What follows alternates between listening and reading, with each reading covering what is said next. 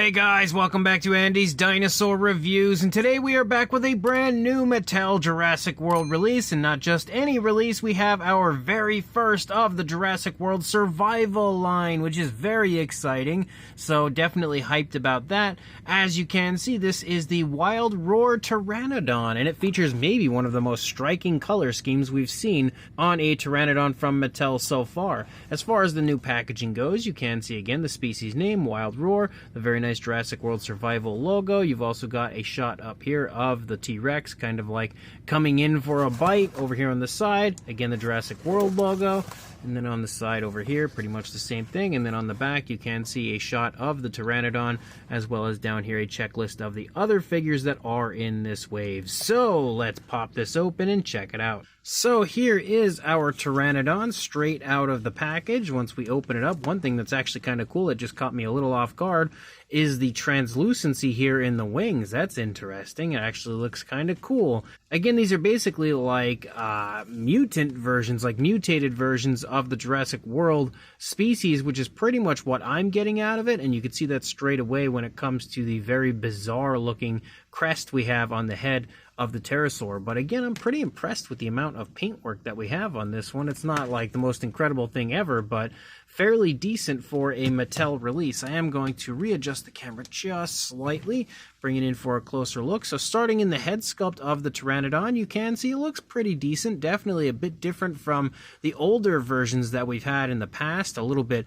beefier in the head as well. The overall fine detail looks pretty nice and crisp there all throughout the beak. You can see we start kind of like with a darker tone and transition back to a yellow. We have the yellow for the entire lower jaw right there. As you move back, we also start to pick up some browns, and the browns kind of overtake the eye area, though we still see some of the yellows there in the eye socket area. There's also an orange eye, and then a pupil there that I can't tell if it's the dark brown or a black, but there is a nice pupil, and we can see a gloss coat added. As you move up into the crest, you can also see the crest looking quite interesting, quite larger than we've seen on any Pteranodon from Mattel in the past. We have a mixture of browns and yellows as we lead out. The yellows are very bright, actually making it kind of hard to really see the detail, but the actual skin texture and stuff and scale detail here on the face is pretty crisp and vibrant.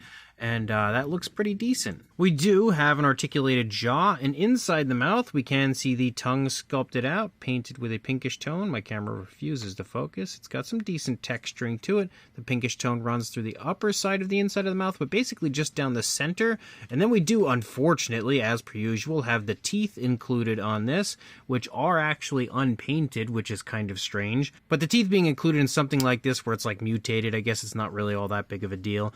As you move back, there is kind of an awkward seam right here on the back of the head that I just noticed. We do have a much brighter green as we lead back, and I've seen many people kind of commenting on this, making it look like it's Mattel's Chaos Effect line, and that green is definitely something I feel like you would see in the Chaos Effect line. Moving along the underside, look at the skin detail in the throat. That's actually very impressive. We can even see the throat itself moving down, and as we lead down, again, all sorts of very impressive skin detail. Again, even though the Pteranodon technically should be more so covered in like pycnofibers and stuff, there is some pretty nice looking skin detail. Honestly, when it comes to the Pteranodon, that might be one of the more highly detailed sculpts that I've seen. We can even make out the rib cage and everything as we move down along the underside of the figure. If we turn it around, you can see some pycnofibers that are on the figure that lead down from the back of the neck basically, and then down the center of the pterosaur before disappearing as we lead further out into the tail. There's also a darker variation of a brown. It's actually the dark brown you see in the body is a different shade from what you see here. This shade actually leads back and then runs down into the center, and then it becomes a really dark tone, almost looking like a black, but it is more so kind of dark brown. We have some more scales and stuff popping up. The pycnofibers are pretty vibrant as you move through. You can see how they kind of lead down and then change it up into the greenish tones of the pterosaur. And as we lead out into the wings, again, you can see that translucent look to the skin of the wings, and that's the same thing even up here. here, which is pretty interesting. The pterosaur also has some massive muscle definition as you lead out, as well as almost like some scoots following along this area of the wing. As we lead out, we can see the fingers. The fingers do have a gloss coat to them, but are actually also a translucent material, so that's pretty interesting. It actually kind of looks a little more legit and realistic when it comes to the material that they've used for that. But as you lead out again, all of the detail continues to look really nice. You have some larger scales as you move along here, kind of bumpy scales. And then as you move down again, back to the translucency to the skin there on the wings, you can also see kind of like a jagged edge to the skin, sort of giving it, I guess, kind of a little dino damage sort of a look like the last Pteranodon we had. Maybe it's just the way that it's shaped because it is mutated. I don't know exactly, but basically the same sort of thing going on as far as the sculpt and everything over here. And you do have the articulation, of course, right here in this section of the wing, which can go all the way up, which is, of course, nice to have the ability to kind of like pose it where it's soaring or kind of diving, like whatever you want to do. As you move down into the legs also look quite nice. You have some decent muscle definition leading down. Again, more really nice skin texture. We can see the kneecap as well as the calf muscle, and then the foot sculpt. And even on the underside of the foot sculpt, it looks really nice. We do have the claws sculpted out, but of course unpainted, sadly. It would have been nice to actually see that translucent material back down here for those claws. You can also see this side of the feet. Again, looking really good. Articulation-wise, both legs do seem to articulate forward and back, not out away from the body, and they do articulate individually, which is nice. But that's pretty much it as far as the actual sculpt and paint work. And then there is the fax app code if you would like to add this pterosaur to your collection, get a start on the Jurassic World survival line. As far as articulation elsewhere, we do have the wings, which I'm thinking is probably going to be associated with the action feature, so we'll see. I was wrong. So we have some sounds, but you can also see we have a light up feature on this new pterosaur, but you do have the ability to articulate the wings up and down pretty much like you usually do from Mattel. But let's go ahead and look at this from above. Pretty cool looking. It's got kind of like that epic attack sort of like light up feature where it kind of just keeps like blinking then. And obviously we also have the jaw that articulates and snaps.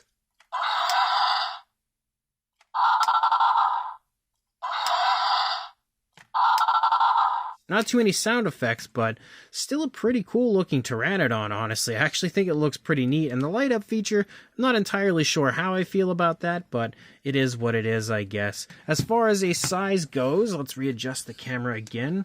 For a wingspan on our Pteranodon, it seems like it's roughly in the similar size range to the other Wild Roar Pteranodons we've had in the past. 16¼ inches in length and about 41 centimeters, maybe a little bit over.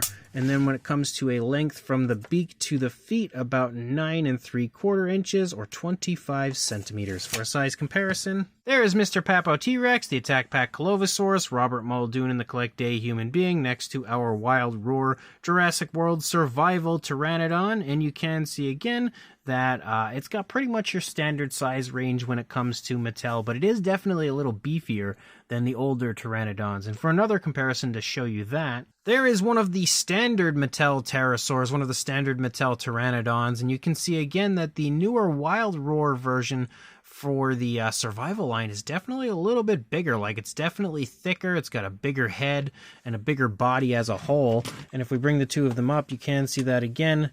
They are kind of similar in size, but the newer version is definitely just a little bit bigger as far as its body goes. But for another comparison, here is the most recent Pteranodon from Mattel, that I can recall anyway, which is the newer version that had all the injuries and stuff, which actually had a little bit of a thicker chest, and you can see, again, same similar style, thicker chest, but even when it comes to the thicker chest, the newer version is actually quite a bit larger, so definitely interesting to see that the newer Pteranodon is quite a bit bigger than any of the previous ones as far as, you know, this size range. Of course, if you brought in like the basic version, that one would probably be a little bigger, but it's still quite sizable overall. And one last thing I want to do is just push the button here in the dark and kind of get a feel for what the lights look like. Well, it's definitely a whole lot more interesting looking and more vibrant once you turn the lights off. The lights only really stay in this area, like they don't end up out here in the outer part of the wing, but definitely still looks pretty cool. Definitely an interesting action feature from Mattel this time around. So this brand new Mattel Jurassic World Survival Wild Roar Pteranodon is quite interesting. It's actually kind of fun, and this is the first figure that I've reviewed in the new line, and I was kind of concerned coming into the line, kind of debating how much I'm going to like it, and you know, how interesting it's going to be with sort of mutated versions. But honestly, like, I love the Chaos Effect line. I really quite like the hybrid line from Hasbro, which is probably the best part of the old Hasbro Jurassic World line. So why not, you know, dive into this one with at least somewhat of a positive attitude? And this Pteranodon is actually pretty cool. Having it here, I think the sculpt is really impressive. It's extremely highly detailed, maybe the most highly detailed Pteranodon that we have had so far. The skin detail is extremely impressive on this figure, and the overall sculpt again has, you know, that sort of exaggerated, mutated kind of a look, but also still sort of resembles a standard Pteranodon, just a good bit larger and thicker. We do also have some pretty cool colors and actually a decent amount of paintwork on this one, with different yellowish and greenish and brownish tones of color all throughout the course of the figure. I really would have liked to have seen painted claws, or maybe just like that translucent material down there on the claws on the feet, but it still looks pretty decent when it comes to the paintwork as far as this one goes.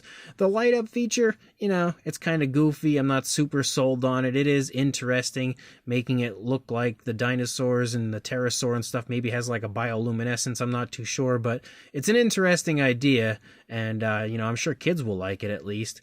But we do also have some decent articulation, kind of a, you know, jaw-snapping action feature, and some pterosaur sounds as well. So it's got some fun added to it for sure. So if you are interested in this, check your local Target, because that seems to be where it's showing up for everybody so far, as they are just starting to trickle out all across the United States. Outside of the United States, I'm not entirely sure, but I'm sure, like, you know, different stores like Smith's and stuff will have them in no time.